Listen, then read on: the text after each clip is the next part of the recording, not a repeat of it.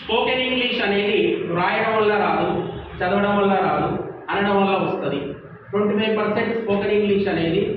రాయడం వల్ల వస్తుంది, 25% అనేది వినడం వల్ల వస్తుంది, 50% అనేది అనడం వల్ల వస్తుంది. ఫైనల్గా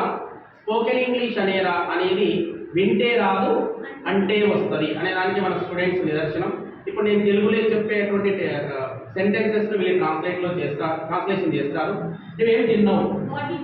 నువ్వు ఎక్కడ తిన్నావు, ఎందుకు తిన్నావు, ఎందుకు తిన్నావు, ఎలా తిన్నావు, నువ్వు ఎలా తిన్నావు, నువ్వు ఎలా తిన్నావు,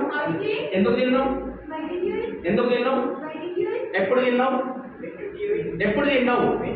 ఎప్పుడు తిన్నావు, ఏం తిన్నావు, నువ్వేం తిన్నావు, నువ్వు ఎక్కడ తిన్నావు, వారు ఎక్కడ తిన్నారు, వారు ఎక్కడ తిన్నారు, ఎలా వెళ్ళిండ్రు, వారు ఎలా వెళ్ళిండ్రు, నువ్వు ఎలా వెళ్ళినావు, నువ్వు ఎలా వెళ్ళినావు, నువ్వు ఎలా వెళ్ళినావు, నువ్వు ఇంగ్లీష్ ఎలా నేర్చుకున్నావు, నువ్వు ఇంగ్లీష్ ఎలా నేర్చుకున్నావు, నువ్వు ఇంగ్లీష్ ఎలా నేర్చుకున్నావు, ఆమె ఇంగ్లీష్ ఎలా నేర్చుకున్నది, అతడు ఇంగ్లీష్ ఎలా నేర్చుకున్నాడు, అతడు ఇంగ్లీష్ ఎలా నేర్చుకున్నాడు, ఏమిటి, ఏమిటి, ఎక్కడ, ఎక్కడ, ఎందుకు, ఎందుకు, ఎప్పుడు, ఎప్పుడు, ఎప్పుడు, ఎలా, ఎలా,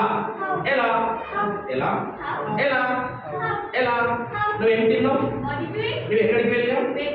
నువ్వు ఎందుకు వెళ్ళినావు, నువ్వు వచ్చినావా, నువ్వు వచ్చినావా, నువ్వు వచ్చినావా, నువ్వు వెళ్ళినావా, నువ్వు ఎక్కడికి వెళ్ళినావు,